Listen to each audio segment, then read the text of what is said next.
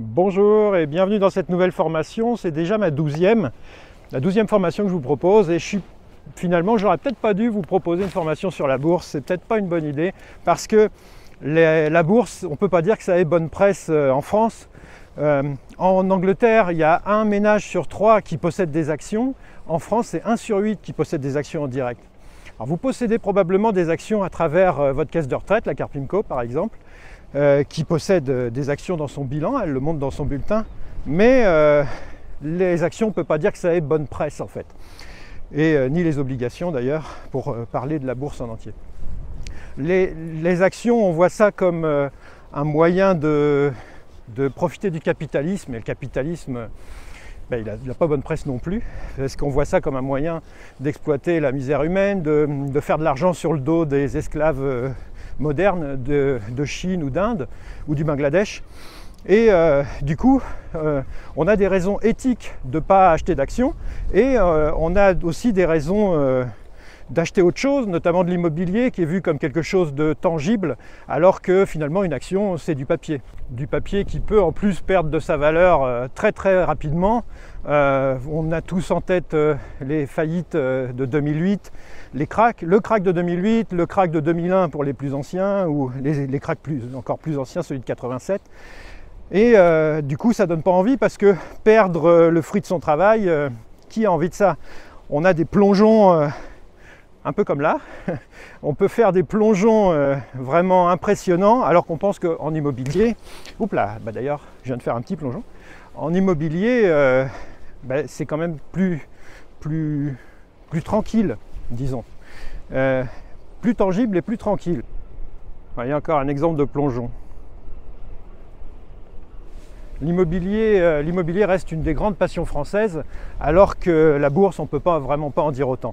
Et pourtant, il faut s'y intéresser parce que sur les 40 ou 50 même dernières années, depuis les années 70, qu'est-ce qui a le plus rapporté sur le long terme? C'est les actions. Et alors évidemment, ça ne préjuge pas de ce qui va se passer à l'avenir, mais enfin quand même c'est une tendance longue, 50 ans. Est-ce qu'on peut vraiment passer à côté de ça? Moi, j'en suis pas persuadé. L'immobilier, ça peut rapporter 4%, 5%. Si vous vous débrouillez bien et que vous faites ça en direct, vous pouvez faire plus, mais ça vous demandera du temps. Ce sera une sorte d'activité secondaire. L'immobilier, c'est presque un métier en fait. Alors que la bourse, vous achetez vos actions et puis vous n'êtes pas obligé de les surveiller. Et c'est ça aussi que je voudrais vous expliquer dans cette formation. La bourse, on peut la faire de manière pépère. J'avais sorti une formation qui s'appelait l'immobilier pépère il y a peu de temps. Là, c'est la bourse pépère parce qu'on peut le faire sans être un trader qui possède une action pendant quelques secondes. La durée moyenne de possession d'une action en France, c'est 1 seconde à cause du trading informatisé. Vous n'avez pas besoin de devenir un trader. Vous pouvez faire confiance à des entreprises. Vous n'êtes même pas obligé de le faire, de sélectionner des entreprises. Vous pouvez juste vous en occuper, je dirais, 5 minutes par mois. Et c'est ça que je vais vous expliquer dans cette formation. Et concernant l'aspect éthique, je vais vous expliquer aussi qu'on commence à avoir des tendances de fond qui essayent de rendre l'investissement boursier plus moral, plus éthique et même plus écologique. Et ce n'est pas juste du greenwashing, je vous expliquerai pourquoi. Il y a du greenwashing, soyons pas naïfs, mais je vous expliquerai pourquoi ce n'est pas uniquement ça et comment vous pouvez faire avec ce mode de gestion pépère pour mettre votre argent vers des choses qui répondent à vos convictions. Des convictions sur l'avenir et puis des convictions morales aussi. Ça paraît paradoxal, c'est pas très connu dans le grand public, mais pourtant c'est de plus en plus connu dans le monde de la finance, avec des sociétés non morales ou non écologiques qui sont de plus en plus délaissées et à l'inverse des supports d'investissement tranquilles qui ont vraiment le vent en poupe en ce moment. Alors qu'est-ce qu'on va voir dans cette formation? On va évidemment commencer par les fondamentaux. Comme d'habitude, je vais vous décrypter les termes techniques et pour que vous ne puissiez pas vous dire tout ça c'est du jargon, j'y comprends rien, j'abandonne. On va ensuite regarder concrètement comment acheter un fonds, une action. Je vous montrerai mon écran pour vous montrer exactement comment on fait et vous verrez à quel point c'est simple à faire. Et ensuite, et c'est là le plus important je pense dans cette formation, on va chercher à simplifier le système pour avoir 1 ou 2 actions à faire chaque mois et c'est tout. Et sans avoir besoin de surveiller les cours en permanence. Vous ne serez même pas obligé de les surveiller 1 fois par mois. Parce qu'en fait, je vous expliquerai pourquoi les baisses sont intéressantes, pourquoi elles sont utiles, et pourquoi les hausses font plaisir aussi. Donc finalement, vous serez heureux tout le temps. Et c'est ça que je vais vous expliquer dans cette formation.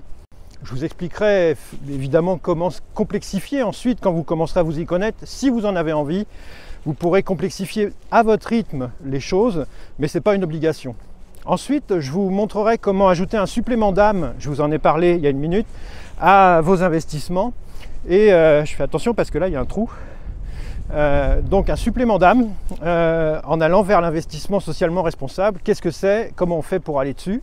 Et puis on verra que ces investissements socialement responsables rapportent pas forcément moins que les investissements sales, et parfois même plus. Ensuite, ce qu'on regardera, on fera deux comparatifs. D'abord, je comparerai la bourse et les crypto-monnaies, qui sont un thème de plus en plus important. On verra les similitudes et les différences, et pourquoi on peut posséder les deux, comment faire pour sécuriser ces crypto-monnaies, parce qu'il y a un aspect très important dans la sécurisation des crypto-monnaies. Je vous ferai un module là-dessus.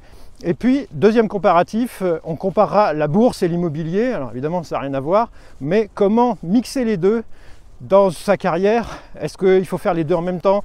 Est-ce qu'il faut faire l'un après l'autre? Si oui, dans quel sens?